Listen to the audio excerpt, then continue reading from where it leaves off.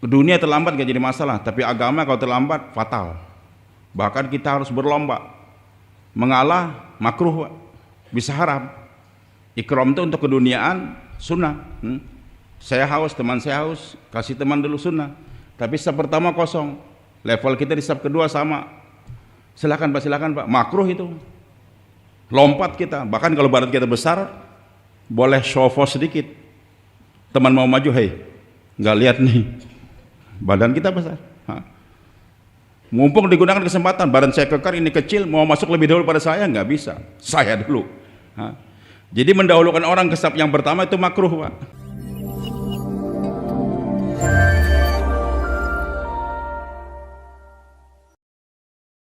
Assalamualaikum warahmatullahi wabarakatuh. Bismillah, alhamdulillah, wassalatu wassalamu ala rasulillah Sayyidina wa maulana Muhammad ibn Abdullah wa ala alihi wa man ittaba'a hudah, amma ba'd. Fa'a'udhu billahi minasyaitanir rajim. Bismillahirrahmanirrahim.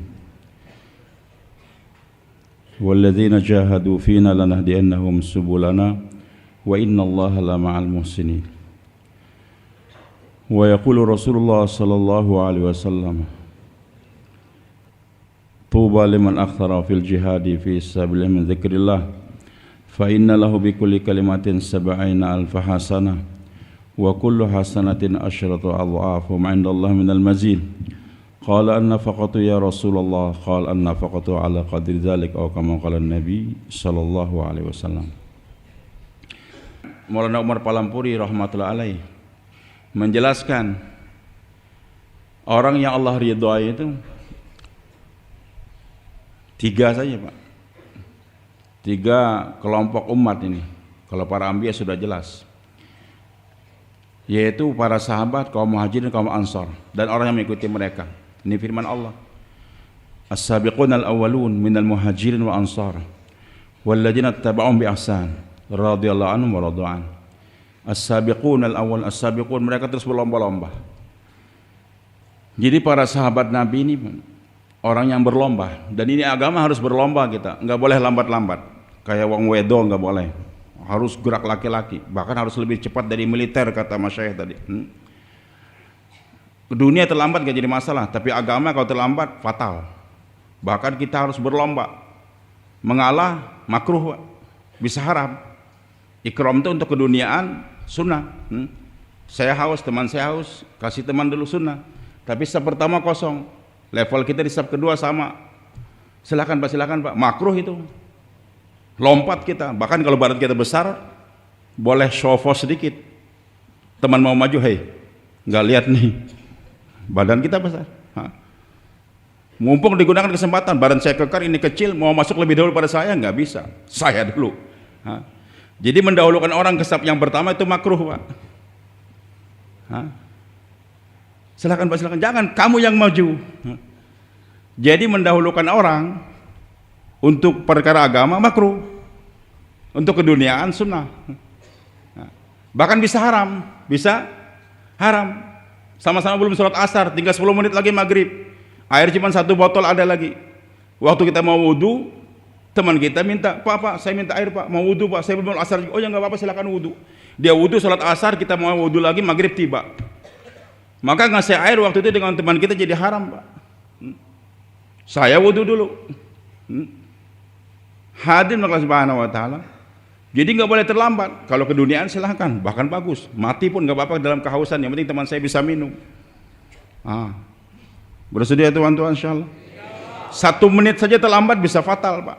Hari Jumat itu malaikat nebar di pintu-pintu masjid, nunggu siapa yang datang di jam yang pertama, kedua, ketiga. Seperti korban onta, kemudian sapi, kemudian kambing, kemudian ayam, kemudian telur. Bahasa Lomboknya telur, ndok kalau bahasa Jawa barangkali. Kalau terlambat sedikit, sudah hilang. Khatib sudah mau naik mimbar, mau khutbah. Pas dia mau masuk, ada telepon dari istrinya. Assalamualaikum, salam. Bang, nanti kalau habis Jumatan lu belikan cadar Bang ya. Belikan telur, belikan ini, belikan. Iya, apa lagi? Selesai, pas masuk imam khatib sudah alhamdulillah nahmaduhu wa nasta'inuhu. Maka hadirin maka Allah terlambat 1 detik saja masuk pintu masjid tadi. Memang kewajiban Jumatnya sudah selesai, tapi dia termasuk orang yang tidak dicatat oleh malaikat hadir waktu itu. Malaikat kalau sudah khutbah, mulai berkhutbah, khatib berkhutbah, maka malaikat tutup buku, dengarkan khutbah juga. Iya kan Pak? Bodohnya lagi, tinggal 3 isapan. 3 isapan. Ngerokok, tanggung, isap 3. Pas selesai isapan yang ketiga, naudzubillah, masuk masjid, imam sudah nahmaduhu wa nasta'inuhu. Kan goblok betulnya orang Pak, maaf nih. Maaf bahasanya agak kasar sedikit Pak. Memang sebelum meninggalnya almarhum Ki Abdul Halim, saya bilang, Pak Kiai saya mau suhbah di Seragen di Solo selama 2-3 tahun, mudah-mudahan saya bisa lembut. Belum terlaksana, beliau sudah meninggal dunia. Hadir Allah Subhanahu wa taala, jadi nggak boleh terlambat, harus berlomba. Bersedia Pak? Lemas insyaallah-nya. Insyaallah. Makanya Allah puji para sahabat as-sabiqun, berlomba terus, al-awwalun. Siapa mereka? Daripada kalangan muhajirin dan ansar. Enggak tertutup mereka sampai hari kiamat terbuka, walladzina tabi'uhum bi ihsan. Siapa yang mengikuti? Nah, beliau katakan, ajib. Maulana Umar katakan, 3 sifat kaum muhajirin, 3 sifat kaum ansar. Kalau kita kerjakan yang 3 baik waktu kita hijrah atau waktu kita nusrah, nanti insya Allah anak cucu kita akan dijanjikan Allah 3 juga akan jadi. Siapa orang al-muhajirin? Lil fuqara al-muhajirin, bagi al-fuqara muhajirin. Sebenarnya mereka juga banyak orang kaya muhajirin nih Pak. Tapi setiap orang yang safar itu dikatakan miskin. Abu Bakar kaya, Abdurrahman bin Auf kaya. Tapi kalau sudah musafir, dia boleh terima zakat, boleh terima zakat. Saya kaya umpamanya, atau ada orang kaya di Temboro, tohnya dia ke Banjarmasin sana, Ibnu Sabil dia boleh terima uang zakat. Maka di Quran itu aneh, ketika Nabi hadir hancur rusak itu kapal, ditanya oleh Musa, kenapa kamu rusak ini kapal?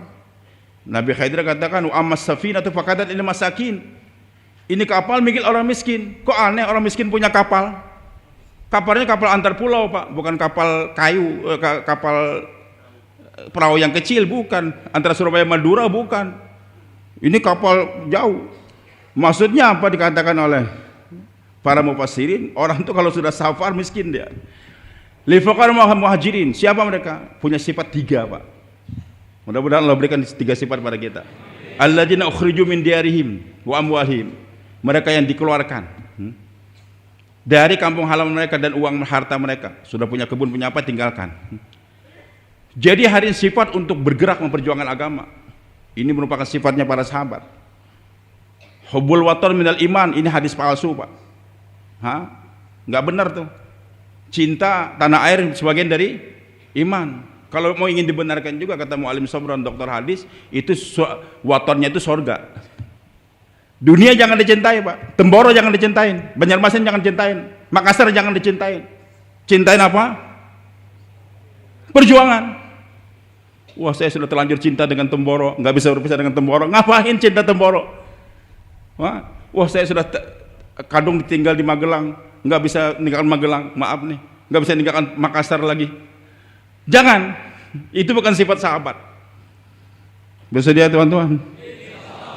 Tapi jangan ada yang sakit hati ketika saya bayangkan gini Pak, maaf.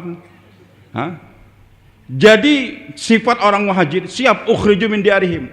Bahkan bukan ukhriju saja, sengaja dia berangkat. Sayyidina Umar ketika dia mau hijrah langsung tawaf. Selesai tawaf dia ilankan dengan pedang terhunus, siapa yang ingin istrinya janda, anaknya yatim, tunggu Umar di luar batas kota Mekah sana. Nggak ada yang ngusir, tapi siap untuk meninggalkan kampung halaman. Bersedia Pak? Kampung halaman, amwalihim, dari Jawa hijrah ke Sulawesi, hijrah ke Sumatera, hijrah ke Kalimantan. Miskin tadinya, sekarang punya kebun karet, punya kebun macam-macam. Waduh, berat nih pulang ke Jawa lagi, berat tinggalkan ke Sulawesi. Jangan, harta kamu itu di sana, di surga. Bersedia Pak? Tapi untuk apa berangkatnya tersebut? Bahkan yang berat meninggalkan Mekah Madinah Pak.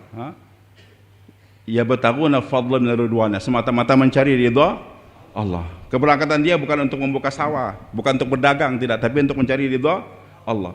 Kemudian wa yansuruna Allah wa rasulahu, memperjuangkan agama Allah dan Rasulnya. Karena orang-orang yang haji umrah juga ya bataguna fadla minallahi wa ridwana. Hadirin, kita haji dan umrah atau mengunjungi saudara kita kan juga mencari ridha Allah. Tapi beda antara kita yang sekedar umrah saja, sekedar haji saja, maka wa yansuruna Allah wa rasulahu, itu memperjuangkan agama Allah dan Rasulnya. Tujuan dia meninggalkan kampung halaman, meninggalkan kebun dia, meninggalkan kekasih dan sebagainya untuk apa? Mencari ridha Allah dan memperjuangkan agama Allah. Kalau sudah ini dikerjakan, mau bergerak senantiasa, baru ulaika humus shadiqun, mereka lah orang-orang yang benar. Jangan kita berani mengatakan iman saya sudah benar, Pak, kalau kita tidak bergerak memperjuangkan agama Allah. Bersedia insyaallah? Karena Allah Subhanahu jelaskan dalam Al-Qur'an, innamal mu'minuna alladzina amanu billahi wa rasuli tsumma lam yartabu. Sesungguhnya orang yang beriman itu siapa? Beriman pada Rasulnya, kemudian enggak ada keraguan. Kemudian cukup dengan iman dan amal. Wajahadu bi amwalihim wa anfusihim fi sabilillah, memperjuangkan lagi dengan harta dan diri mereka agama Allah. Ulaika humus shadiqun, mereka orang yang benar. Jadi kalau sudah bergerak baru dikatakan imannya benar. Semua mudah-mudahan Allah benarkan iman kita insyaallah. Kemudian di saat kita berada di rumah, jadi kaum Ansor, orang Muhajirin bergerak betul-betul mencari ridha Allah, bukan bergerak mencari istri, bergerak mau buka sawah, tidak. Bergeraknya bukan tujuannya keduniaan, betul-betul memperjuangkan agama Allah. Enggak ada tendensi lain, ikhlas karena Allah. Setiap kali kita berangkat, bulan ke hari ke 3 hari kah, enggak ada sambil-sambilan. Saya harus berangkat kemana? Ke Makassar, Sumatera, enggak bisa, harus ke Makassar. Kenapa? Karena calon istrinya sudah nunggu di sana. Enggak bisa. Enggak, harus berangkat ke Jakarta. Kalau enggak saya enggak berangkat. Wah, kacau. Kenapa? Janji sudah kongsi di Tanah Abang sana. Mau kongsi dagang? Bukan, Pak. Semata-mata karena Allah. Kemudian orang Muhajirin, apa yang dikerjakan mereka, Pak? Walladzina tabawwad darul iman, dan orang yang menempati kota Madinah dan beriman sebelum kedatangan kaum Muhajirin, orang Ansar. Apa kerja mereka? Yuhibbuna man hajar, menyenangi tamu-tamu yang datang. Senang tamu yang datang. Ini ciri pertama. Datang satu rombongan dikirim ke mahalah kita. Oke, layani dengan baik. Minggu depan dikirim lagi, marah. Ini orang markas gimana sih? Baru minggu tadi dikirim rombongan, dikirim lagi. Nggak mikir. Berarti Anda belum punya sifat kaum Ansor. Alhamdulillah dikirim lagi. Pak, kirim lagi, Pak. Kirim lagi. Nggak jadi masalah. Senang. Bersedia Pak dikirim rombongan terus? Cintai. Datang rombongan dari Madura, alhamdulillah. Dari Temboro, alhamdulillah. Dari Bogor, alhamdulillah. Dari Sulawesi, alhamdulillah. Dari mana saya, alhamdulillah. Rombongan yang kuat, alhamdulillah. Rombongan yang lemah juga, alhamdulillah. Karena kalau orang kuat kita bisa belajar. Tapi kalau rombongan tadi lemah, orang baru, kita handle dengan baik, dia pulang menghidupkan al-maqami, walaupun belum sampai ke sana, pahala kita sudah sampai ke sana. Kemudian di samping menyenang yuhibbuna man hajar wala yajiduna fi sudurihim hajat ma'utu. Enggak ada pamrih, enggak ada keinginan dunia daripada tamu-tamu yang datang. Wah, ini orang kaya, saya nusroh dia. Mudah-mudahan bisa jadi pegawai dia. Enggak ada.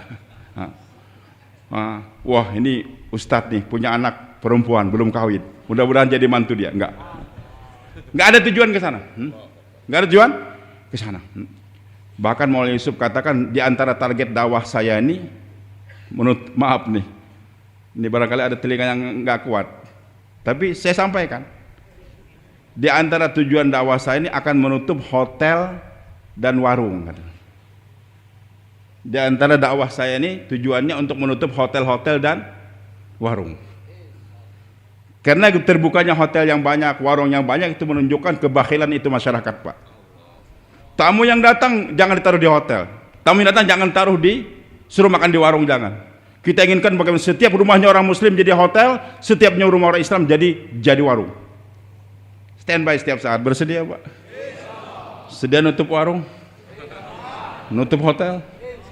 Rumah kita terbuka setiap saat. Mudah-mudahan Allah sampaikan ke sana, Pak.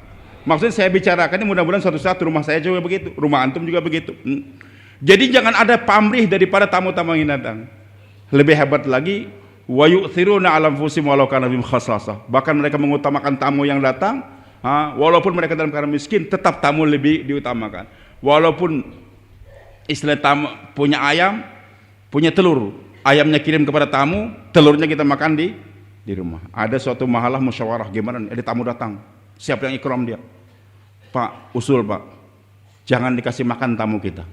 Kita capekkan saja biar tamu kita sakit, teler, mujahadah, hidayah nanti turun. Bukan hidayah yang turun Pak, laknat turun. Yang dimujahadahkan tuh istri kita, anak kita. Tamu jangan dimujahadahkan. Satu rombongan ulama dikirim ke Mewat, kerja bagus di satu tempat. Pulang Karguzari, katanya Syekh Muhammad Ilyas dengarkan sambil berbaring sakit. Tanya, kerja bagus. Terakhir beliau katakan, siapa yang masak? Kami sendiri yang masak. Loh, orang kampung gak ada yang masak, gak ada. Syekh Ilyas yang tadinya sakit bangun, pegang kepala, toba. Ya Allah, jangan kau turunkan azab di kampung itu ya Allah. Jangan kau turunkan azab di kampung itu ya Allah. Jadi kalau ada rombongan bergerak orang kampung nggak menghiraukan, hati-hati azab akan turun ke sana Pak. Paham? Bahkan Syekh Yusuf katakan, ini Pak, kalau Rasulullah SAW datang ke suatu tempat ingin mengunjungi seseorang ke rumah dia. Tapi kalau ingin mengunjungi masyarakat ke masjid, nanti masyarakat kumpul sana. Kalau mengunjungi satu orang ke rumah dia khusus, wajib fardu ain bagi dia untuk menghormati tamu, walaupun hanya dengan segelas air saja. Tapi kalau datangnya ke masjid, fardu kifayah jadinya, fardu kifayah. Tapi enggak keaneh, kadang-kadang fardu kifayah bisa pahalanya mengalahkan fardu ain.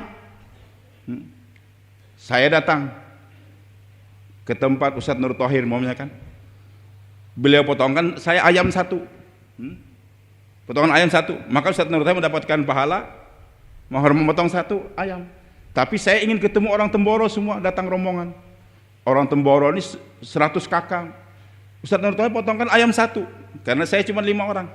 Maka waktu itu pahala Ustadz Nur Thohir bukan satu Pak, tapi mewakili 100. Seakan-akan beliau memotong 100 ekor ayam. Siap potong ayam Pak? Kambing kalau perlu. Baik, hadir Allah Subhanahu wa Ta'ala. Ini hebatnya. Kemudian ajib, Allah katakan di saat kita Pak tidak membuka hotel, tidak membuka warung, bahkan kita habiskan apa yang di rumah kita, Allah katakan wa may yuqa syuhha nafsihi faulaika humul muflihun. Siapa yang dijagakan dari sifat bakhil, dialah orang yang akan berbahagia. Orang yang bakhil nggak akan bahagia Pak. Yang bahagia siapa? Orang yang tidak bakhil. Maka Nabi ingin membahagiakan bagaimana orang kaya bahagia, orang miskin bahagia. Bagaimana supaya orang kaya bahagia? Suruh sedekah dan sebagainya. Orang miskin bagaimana bahagia? Bagaimana cara? Supaya orang miskin bahagia bagaimana caranya? Kita buat yayasan du'afa untuk menyalurkan uang kaya dibagikan orang miskin tiap bulan. Setiap orang miskin 1 bulan dikasih 1 juta supaya bahagia, begitu? Tidak Pak. Hadis Bukhari Pak. Nabi memberikan kunci bagaimana supaya orang miskin bahagia. Ajib. Beliau katakan wattaqun nara walau bisyiqqi tamratin. Jauhi api neraka walaupun kamu hanya bersedekah dengan separuh korma. Maksudnya apa nih hadis Pak? Penitia takjil Ramadan keliling minta sumbangan, Pak, ini kami pemilik masjid mau membukakan Ramadan, Bapak nyumbang berapa? Oke, saya nyumbang 100.000, 1 juta. Ada satu supermarket korma Pak, gudang korma dari berbagai negara ada kormanya. Datang kita, Pak ini, oh baik Pak, alhamdulillah saya tadi subuh ikut kajian Pak, hadisnya sahih Pak, yaitu jauhilah api neraka dengan menyumbangkan separuh korma. Tolong Pak, ini terima separuh korma saya Pak, saya berharap dengan separuh korma saya dilepaskan dari api neraka Pak. Hadisnya sahih Pak ya, jangan dibantah Pak. Hadisnya sahih tapi imannya dhaif. Kalau saya jadi penitia masjid, mungkin kaki saya ingat waktu saya belajar main karate dulu bisa naik kepala dia tuh. Saya tendang itu korma. Itu hadis bukan untuk kamu orang kaya, buat orang miskin. Dia cuma punya 1 korma dia. Oleh Nabi supaya orang yang punya korma 1 dibahagia, jangan dimakan semua. Jangan minta juga, padahal dia boleh minta. Biasanya orang tuh akan kenyang kalau makan 7 korma. Maka dia boleh minta 6, jangan lebih. Dibolehkan. Tapi ujar Nabi, ma fataha abdun baba mas'alatin illa zadallahu faqrin. Tidak ada satu orang hamba yang membuka pintu minta-minta kecuali semakin dilebarkan pintu kemiskinannya. Bapak lihat saja yang di pasar yang minta-minta itu, siapa dia? Besok dia juga, besok dia juga. Sudah sekian tahun dia juga. Suatu saat, padahal dia sudah punya rumah bagus di kampung dia. Suatu saat nggak ada lagi. Ada anak muda pakai kopiah koboi berlubang, sambil ngepulkan asap yang berbau. Minta, kita kasih juga duit 5.000. Tanya, dek, mana dek orang tua yang dulu sini udah meninggal pak? Terus, ya saya gantikan dia. Kamu siapa? Saya anaknya pak. Sampai anaknya pun dimiskinkan juga oleh Allah Subhanahu Wa Taala. Nah, bagaimana supaya orang miskin yang punya satu korma bahagia? Jangan kau minta, jangan kau makan semuanya. Belah itu korma. Kau makan separuh saja, sedekahkan separuhnya. Maka lebih menjamin orang miskin yang mau bersedekah separuh hartanya tadi, separuh korma, Allah Subhanahu Wa Taala akan bahagiakan dia. Bukan besok, detik itu juga Allah bahagiakan dia. Karena saat dia bersedekah, dia merasa nggak perlu. Gembira dia bisa bersedekah walaupun separuh korma. Dan hari-hari berikutnya tangan dia Allah jagakan, nggak akan dia mengajukan proposal kepada camat, bupati, gubernur ke orang kaya untuk minta duit, nggak mungkin. Karena dia sudah mensedekahkan apa yang dia miliki. Dan Allah Maha Adil, kata Nabi kita Muhammad SAW dalam hadis, dirhamun wahidun yasbiqu mi'ata alfa dirham. Sedekah 1 dirham mengalahkan sedekah 100.000 dirham. Sama-sama ikhlas. Yang 1 dirham ikhlas, yang 100.000 juga ikhlas. Tapi pahalanya lebih banyak yang satu. Kenapa pak? Selanjutnya Rasulullah menjelaskan, yang satu ini hanya punya 2 dirham saja. Yang satu lagi punya 1 juta dirham. Maka orang yang punya 2 dirham dia bersedekah 1 dirham, di sisi Allah dia sudah bersedekah berapa pak? Separuh hartanya. Yang punya 1 juta bersedekah 100.000, bersedekah. Dipandang manusia dia banyak. Tapi dalam pandangan Allah dia baru bersedekah 10% daripada hartanya. Itu maha adilnya Allah. Siap jadi orang bahagia insya Allah? Jangan bakhil. Tamu datang, tetap kita ikram. Apapun yang ada kita keluarkan. Maka dipelihara daripada kebakhilan. Nah, hadirin Allah Subhanahu Wa Taala, ini kerja kita belajar pak. Saat saya jadi muhajirin, jangan cinta kampung halaman. Kapanpun juga saya siap berangkat. Sawah yang sudah saya garap, apa saja itu amwalu, siap saya tinggalkan. Tapi betul-betul ikhlas dan untuk membantu agama Allah. Nanti saat tamu datang begitu. Kalau ini kita kerjakan hijrah nusrah pak, janji Allah pasti.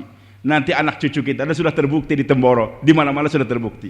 Walladzina ja'u min ba'dihim. Dan orang-orang yang datang sesudah mereka. Generasi berikutnya siapa pak? Punya 3 sifat kata Maulana Umar.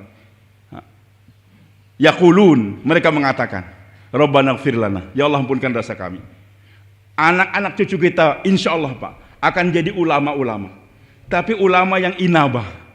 Walau semakin banyak ilmunya semakin, ya Allah kami banyak dosa ya Allah. Rabbana ampunkan dosaku ya Allah.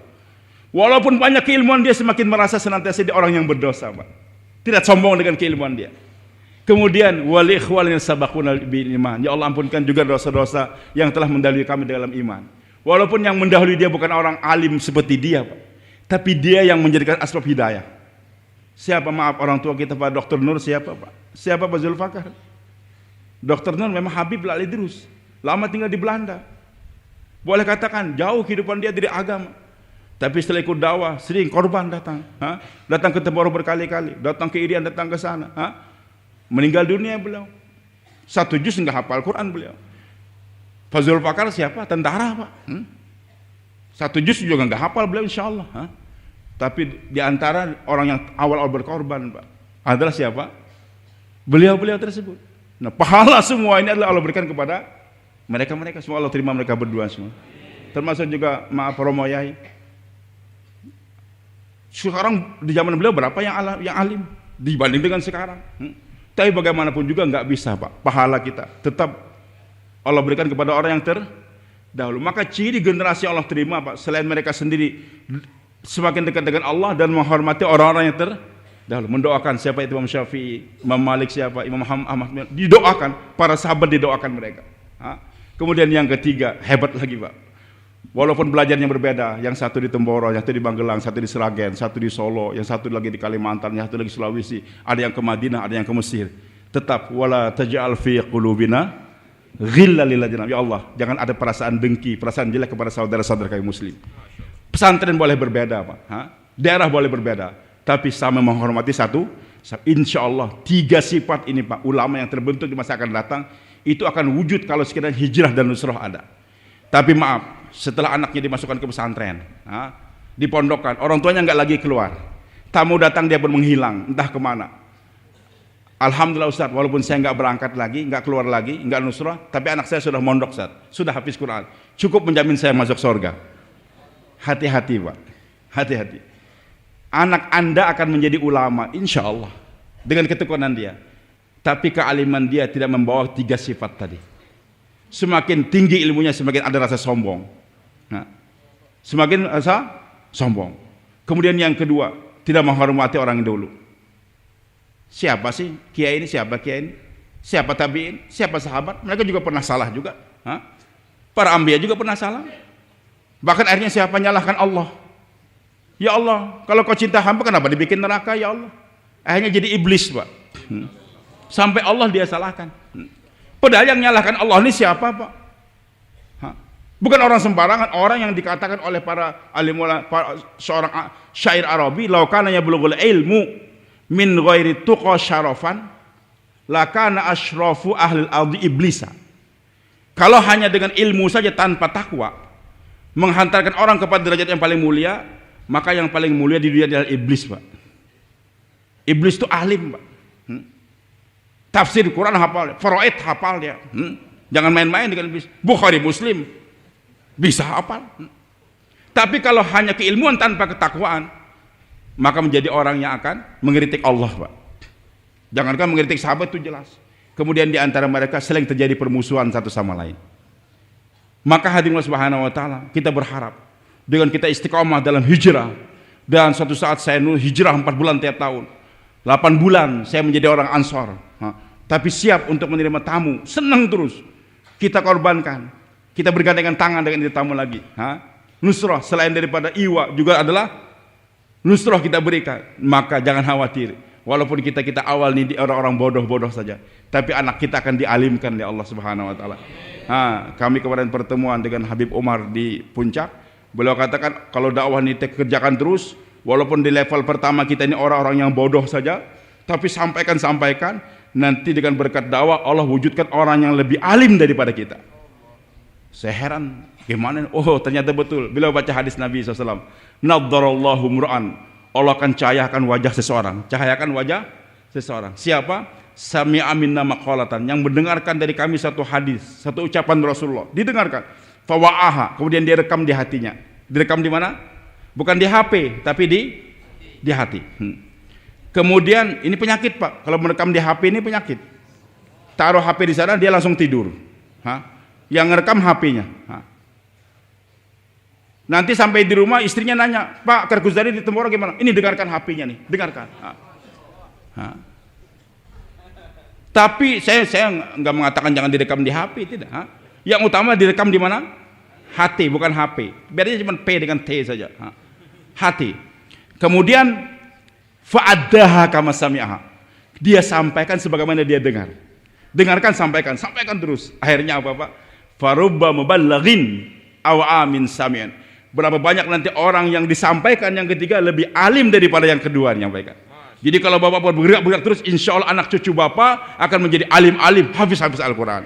Coba tanya santri Temboro yang ada nih, siapa ayah kamu dulunya? Hafal berapa dia? Quran nggak hafal cuma koran saja. Tapi alhamdulillah berkat dakwah, koran pun nggak dibaca lagi. Sekarang anak kamu menjadi hafiz Al-Quran.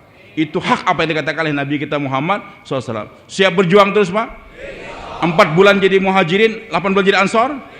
Siapa yang siap 4 bulan dari pertemuan kita nih? Bangun, Pak, Masya Allah. Silakan bersedia 4 bulan, Pak. Jawa Timur harus jadi nomor 1 dari yang pertemuan ke-13, Pak. Masya Allah. Silakan, jangan duduk, Pak. Siapa yang siap 4 bulan dari pertemuan kita? Besok lusa akan dibayar hidayah. Berdiri, Pak. Masya Allah. Siapa lagi? 4 bulan cash. 4 bulan cash. Masya Allah. Yang tua-tua, Pak, kita nggak lama lagi akan masuk kubur. Masya Allah. Yang muda juga nggak tahu kapan akan meninggal dulu. Silahkan. Masya Allah. Diri Pak, berdiri Pak, jangan duduk Pak. Tolong dibuka jalan Pak, silakan ke belakang langsung. Tolong buka jalan ini di tengah sini Pak, sebentar Pak. Buka jalan sebentar di tangin. Baik. Silakan. Silakan. Ya, terus tempat taskil. Tolong Pak di tengah ini Pak, lurus saya nih. Buka. Tolong tim taskil atau khitbah jamaah buka jalan. Silakan Pak. Yang kiri kanan, kedua silakan. Ke tempat taskil. Silakan baru bangun. Jangan ragu ya, ke tempat taskil. Tolong mana jamaah taskil, silakan. Yang di sebelah selatan utara Pak, silakan maju ke depan ke jamaah taskil. Masya Allah, ini 4 bulan penting Pak. Silakan mari. Silakan, Masya Allah. Ini yang ke-13 Pak. Habisnya kita ke Jambi yang 14, kemudian 15. Mudah-mudahan kehadiran ulama-ulama Allah hadirkan ke negeri kita senantiasa insya Allah. Masya Allah, ulama yang korban nangis di malam hari. Masya Allah, silakan. Masya Allah.